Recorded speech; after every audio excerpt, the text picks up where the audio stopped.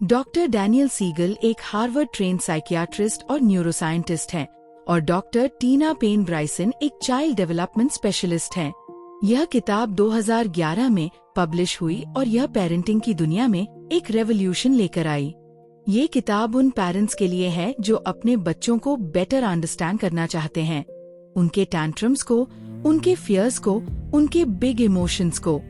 Authors का central message है, बच्चों का ब्रेन अभी डेवलपिंग हो रहा है और जब आप ये समझते हो कि ब्रेन कैसे काम करता है तो पेरेंटिंग ड्रामेटिकली आसान और मोर इफेक्टिव हो जाती है। ये किताब साइंस को प्रैक्टिकल पेरेंटिंग एडवाइस में ट्रांसलेट करती है और ये हर पेरेंट के लिए जेन्युइनली लाइफ चेंजिंग है। पहला सबक है अपस्टेयर्स और डाउनस्टेयर्स ब्रेन। सीगल और ब्राइसन एक ब्यूटीफुल एनालॉजी यूज करते हैं।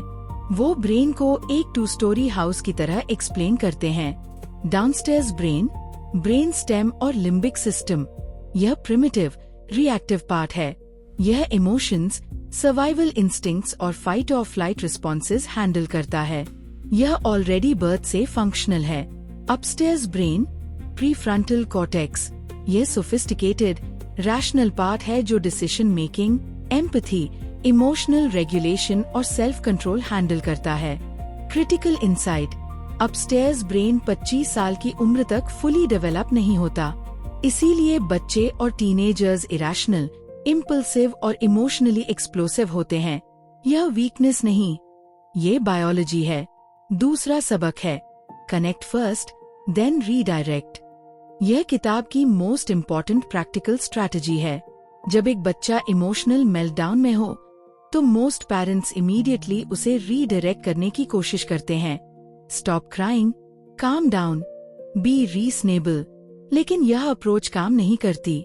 जब बच्चा डिस्ट्रेस्ड हो तो उसका डाउनस्टेयर्स ब्रेन ओवरटेक कर लेता है और अपस्टेयर्स ब्रेन लिटरली ऑफलाइन हो जाता है।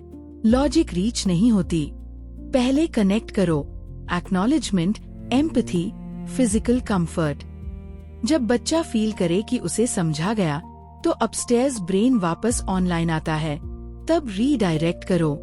तीसरा सबक है name it to tame it, emotions को लेबल करो। सीगल और ब्राइसन एक पावरफुल टेक्निक शेयर करते हैं। जब बच्चा स्ट्रॉन्ग इमोशन एक्सपीरियंस करे तो उसे उस इमोशन को नेम करने में हेल्प करो। तुम अभी बहुत एंग्री फील कर रहे हो, तुम्हें बहुत सद लग रहा है। रिसर्च शो करती है कि इमोशन को नेम करने से लिटरली ब्रेन में एक्टिविटी शिफ्ट होती है, राइट हेमिस्फीयर से लेफ्ट हेमिस्फीयर में। यह शिफ्ट इमोशनल इंटेंसिटी को रिड्यूस करती है। Name it to tame it, यह फ्रेज इसीलिए इतना पॉपुलर है। जब बच्चे अपनी इमोशंस को नेम करना सीखते हैं तो वो उन्हें बेटर मैनेज करने लगते हैं। चौथा सबक है engage don't enrage. Upstairs brain को एंगेज करो। पेरेंट्स अक्सर फ्रस्ट्रेटेड होकर यही करते हैं जो वो नहीं करना चाहते, वो भी इमोशनल हो जाते हैं। यह बच्चे के डाउनस्टेयर्स ब्रेन को और ट्रिगर करता है। ऑथर्स रेकमेंड करते हैं अपस्टेयर्स ब्रेन को एंगेज करो, यानी बच्चे से क्वेश्चंस पूछो, प्रॉब्लम सॉल्विंग में इन्वॉल्व करो, पर्सपेक्टिव टेकिंग प्रैक्टिस करवाओ। जब बच्चा काम हो तब उससे डिस्कस करो कि क्या हुआ था, क्यों हुआ और अगली बार क्या डिफरेंटली किया जा सकता है। यह कॉन्वर्सेशन अपस्टेयर्स ब्रेन को लिटरली एक्सरसाइज करती है और स्ट्रेंथन करती है। पांचवा सबक है मूव इट और lose it, physical movement. Siegel और ब्राइसन एक्सप्लेन करते हैं कि इंटेंस इमोशंस के दौरान बॉडी में लिटरली केमिकल चेंजेस होती हैं, एड्रेनालाइन, कॉर्टिसोल। इन्हें प्रोसेस करने का एक इफेक्टिव तरीका है फिजिकल मूवमेंट।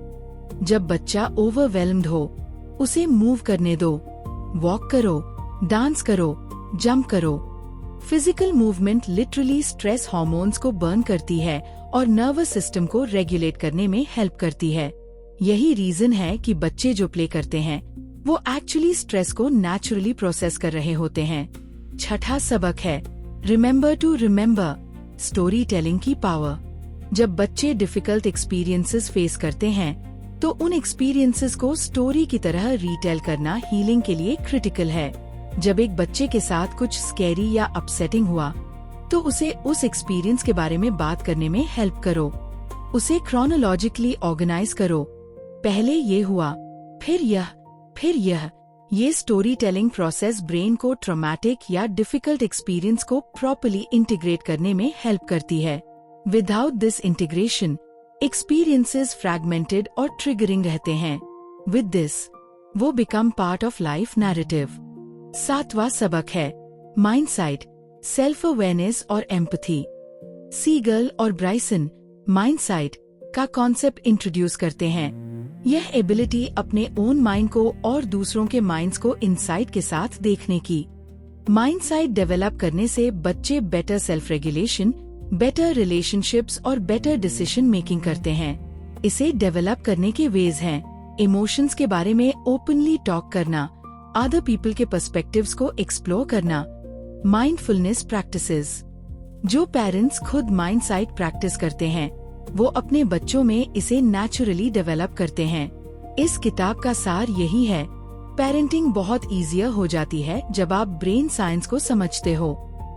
बच्चे का डेवलपिंग ब्रेन उसे इमोशनली एक्सप्लोसिव और इरेशनल बनाता है। यह नॉर्मल है। Connect first, redirect later. Emotions को नेम करना उन्हें टेम करता है। फिजिकल मूवमेंट इमोशंस को प्रोसेस करने में हेल्प करती है और स्टोरी टेलिंग हीलिंग के लिए पावरफुल है। आप अपने बच्चे की ब्रेन डेवलपमेंट को लिटरली शेप कर रहे हो हर इंटरैक्शन में।